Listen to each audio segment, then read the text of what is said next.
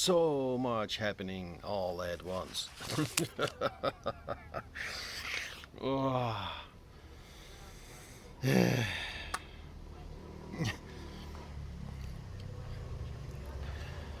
Finally finished with the whole relationship breakup thing. Made a cool playlist. It was like a lot of work to get it right because I wanted the opening video and the closing video to form like with all the videos in between to form like a full arc. And yeah, this meant that I needed to order them in a different way than I recorded them, so not chronologically. So video 1 is when I looked back on everything, but that opened like a field. Oh, but yeah, with the opening of the field, something started, maybe you know this. When something has happened in the past, in the past, in the past, mirror. When something happened in the past, and you look back at it, and you start talking about it with a friend or something, then the story comes alive again. But yeah, I mean, when it was in the past, this whole relationship breakup thing, I was talking from a different perspective. And this is why linear time still feels like so tangible to us, like so real. I mean, I was looking back at the story. How to explain this? Yeah, while looking back at the story changed because new information got added, new experiences got added. So, yeah, the moment I started talking about that story again, things changed. So the videos that came after, actually, some of them belonged in the playlist before videos recorded while being in it. I hope you get what I mean. I suggest you watch the whole thing, even if you already watched some of these videos.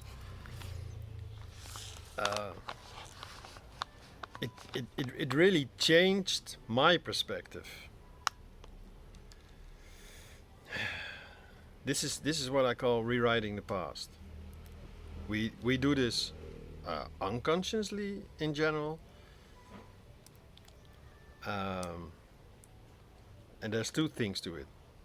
Like when you're not aware of it, like you are changing over time, and then when you tell the story, and yeah, if you tell it like a static script, you keep repeating the same narrative.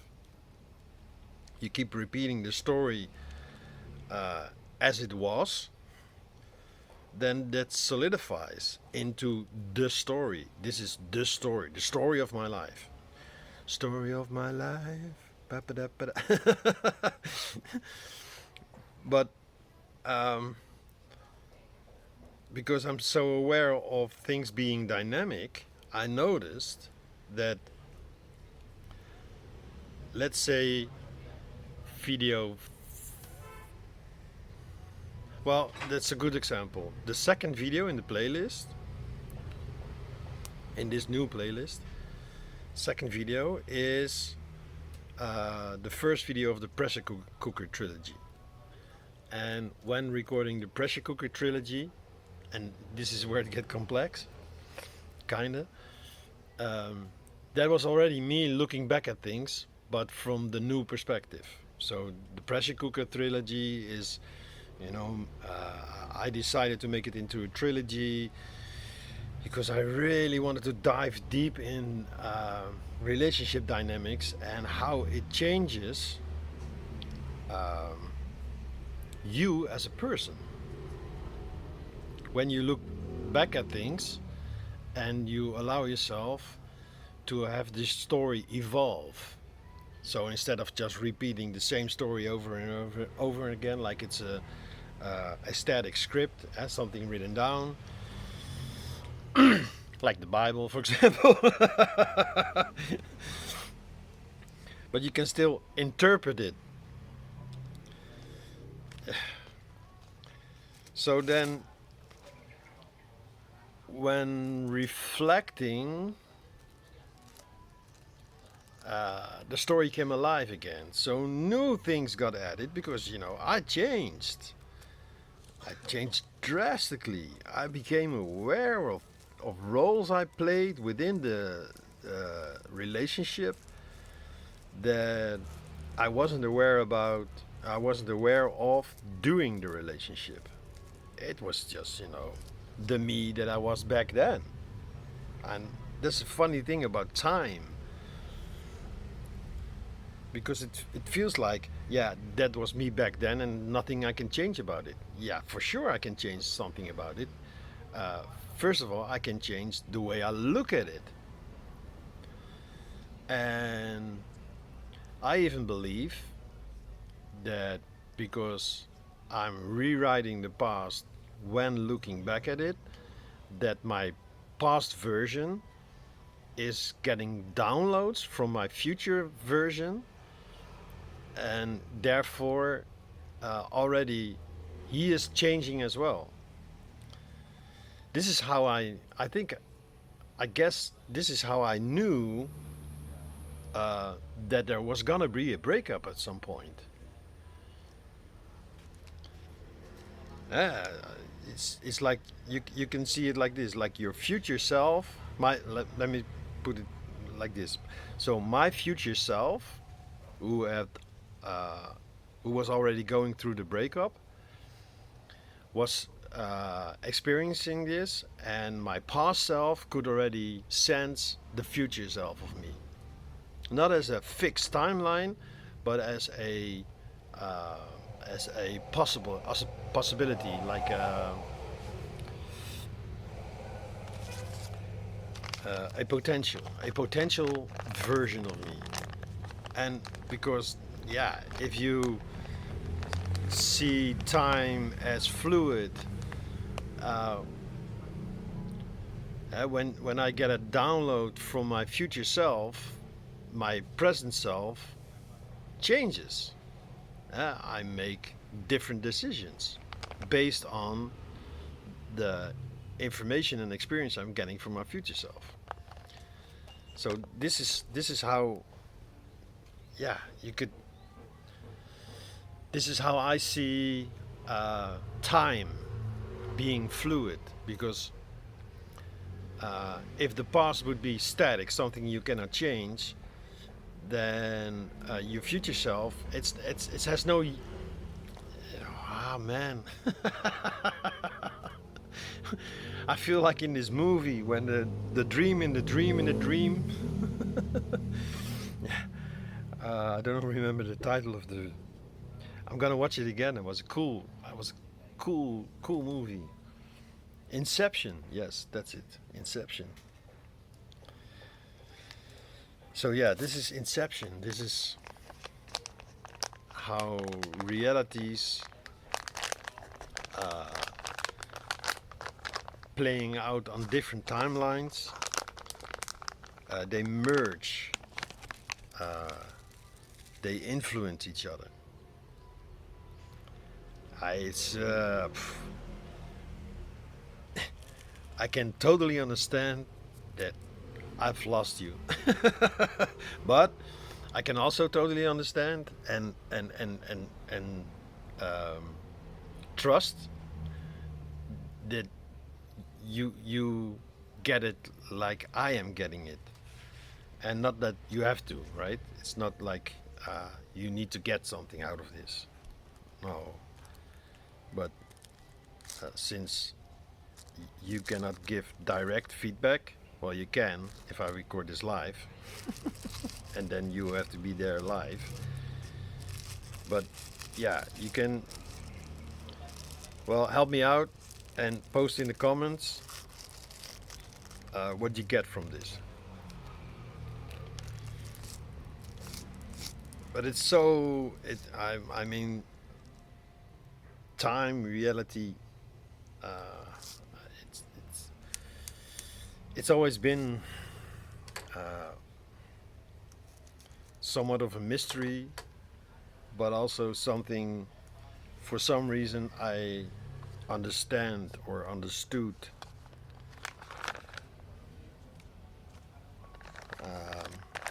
I guess I have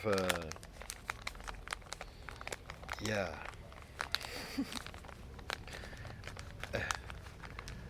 a very creative fantasy, philosophy, words. I think you get what I'm going at.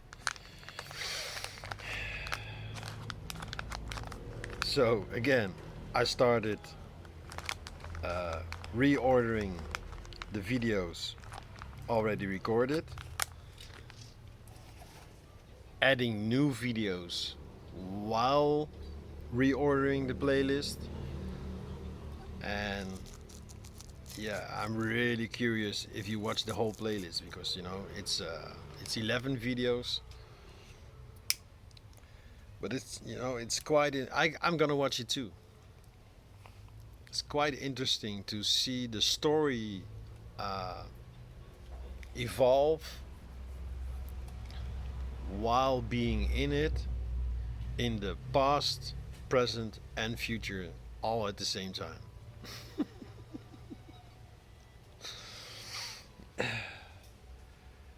Kind of makes me think of that. Oh, what's that movie called? The whole movie is filmed backwards. It's kind of cult movie, but yeah, I'm gonna look it up as well.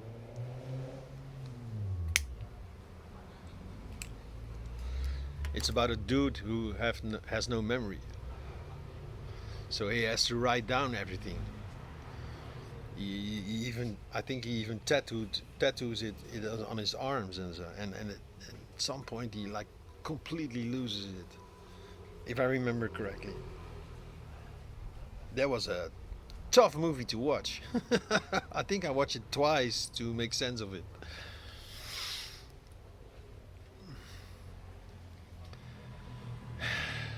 So what I noticed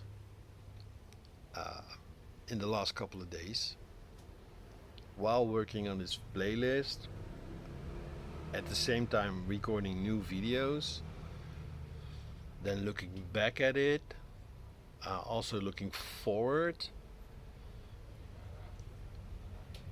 yeah, time is really becoming fluid to me.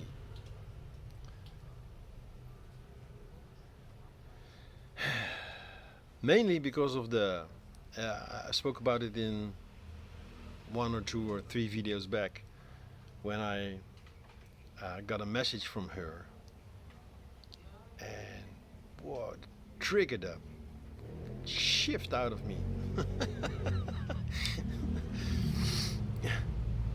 But then talking with a friend, talking with another friend, and then dreams. I didn't talk about any of the dreams because they were like wild, crazy. I didn't remember them precisely, but I remember waking up like, oh, no. Because there is a potential timeline that I have to go back to the Netherlands. And I really don't want to go back to the Netherlands. But there's also a timeline with my yoga friend buying a van that she transforms into a like a camper van, and she wants to travel Europe. And yeah, if I have to go back to the Netherlands anyway, then I can tune into me and her driving around Europe together. And yeah, then I get, somewhat excited. I feel like, yeah, that would be like a great new adventure. I mean, not that I'm done here in Bali. No, I really enjoy being here. Uh, it's a very good place to, go through the process that I'm going through, the processes, because at the same time there's something shifting in the collective, and it's huge with the whole energy crisis now. Um, if you're from the US, there's the war going on. I've heard that the US pretty much lost the war against Iran because they kind of underestimated the power of the Iran military. I don't know. It's just, from hearsay. Then, if you're from Europe, yeah, there's the energy crisis. It's in the Netherlands, it's a big thing, and I've heard other countries as well. Like, yeah, and then here in Asia, especially the Philippines, like protests and. But yeah, it's all part of the agenda. They figured out like, okay, so we're gonna try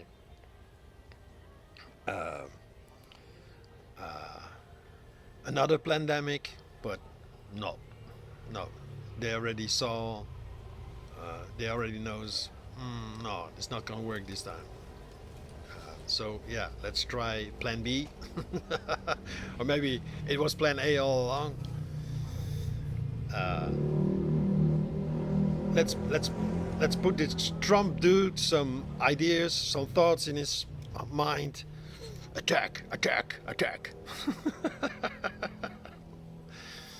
Oh, they're all just puppets, right? And we have to be careful not to become puppets as well.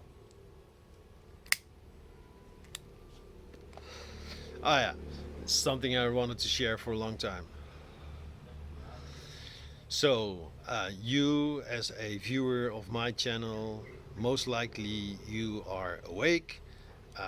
You are aware of being so much more than just a human. You are probably aware of your soul blueprint, or at least some part of it. You know that you've been here before. It's not like this is your only lifetime. Uh, some of you might even know where you came from. Maybe you're Pleiadian, Arcturian, Syrian, Orion, whatever.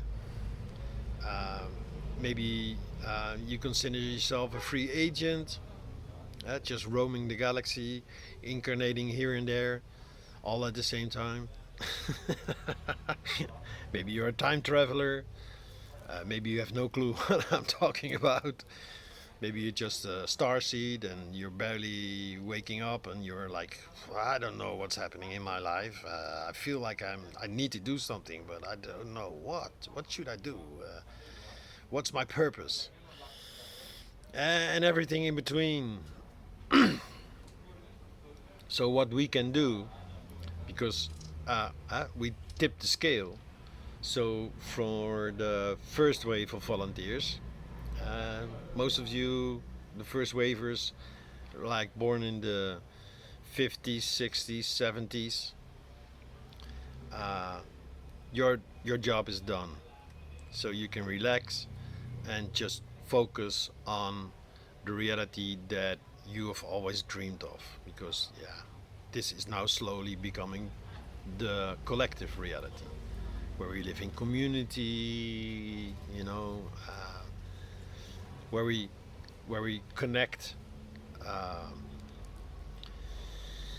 on different levels. Um, y- we can still talk about the weather, but most of the times we'll be talking about different things, you know, like shadow work and all these things, you know. And then the second wave, uh, born in the 80s, 90s, I call them the crystalline children. So if you're born in the 80s, 90s, maybe very early 2000s, then you realize, yeah, okay, so I can tell you, you're the crystalline generation. Is what I call them. You came to this planet, you incarnated with a 10% higher vibration than everybody else. Your light was already shining brightly, but then yeah, at school you were the odd one out, so you dimmed your light to adjust, because you didn't want to be the odd one out. So you dimmed your light, you forgot about all this, you know, the feelings. Yeah, I don't belong. You adjusted, and now you're waking up and you see this talking head saying things like, yeah, you it's not about purpose. No, you just have to tune out. uh, your generation, the way I see it, is here to either give birth to the next generation, or to work with the next generation, or prepare uh, uh, the next generation. Because the next generation, what I see, the third wave, the rainbow children, that's what I call them, they come here with full memory. Like this 8-year-old kid working 1 year on a song together with his 13 or 14-year-old friend, singer. And yeah, I will link the video in the playlist, in the description. It's I was like deeply touched, but it's, for me, it's clear, like, this dude, he might not realize it, but if you're an 8-year-old producer, you can play many instruments, and you're also like a vocal coach and all these things, you really have to watch this dude. It's so clear, yeah, like, he is the rainbow generation. They are building New Earth. They are New Earth. They're the embodiment of New Earth. And there's a fourth generation coming. And they, yeah, I don't know. I feel like there's a fourth generation. They will probably choose to be on New Earth, and like the rest of us, see old Earth crumbling. But yeah, that's just the story about the splitting of the prisms. I'm not sure. I mean, what's gonna happen? 50-minute cities, everybody becoming transhuman. Of course, when you lose an arm and you can have it replaced by a robot arm, yeah, you're happy. Of course, I understand. If you have like some disease, or you had like a brain fart, I was gonna say, an infarct. I don't know what's called in English. And there's a guy who lost speech, and then Elon Musk with his chip, uh, brain chip, implanted it, and now using a computer, the guy can talk again. I will also put a link in the description of this video. This is real. This is reality. This is the new reality. This is where we're going to. The AI taking our jobs? No, no. AI being used in a positive way. And yeah, so it's not gonna, like, you have a job and AI takes over your job. No, AI is just doing a job, and less people want you for the job. If you're like a coder, and AI can do what 20 of you can do, then yeah, company's gonna use AI instead of hiring 20 of you. But yeah, as a coder, you can learn to work with AI. Problem solved. Whoa! You see, so there's so much. Wow! I am like a little kid sometimes, so excited about this new world, this new reality, slowly, coming into physical reality. And at the same time, I see already people like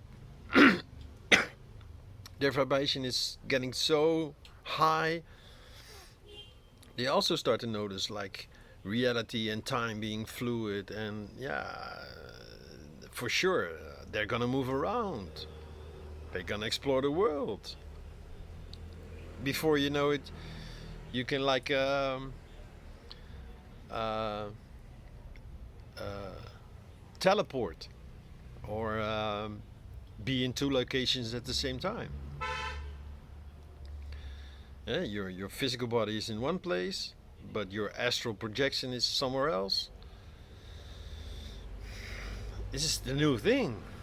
It's uh, it's not the new norm yet, but yeah, it will slowly become the new norm. The mutants.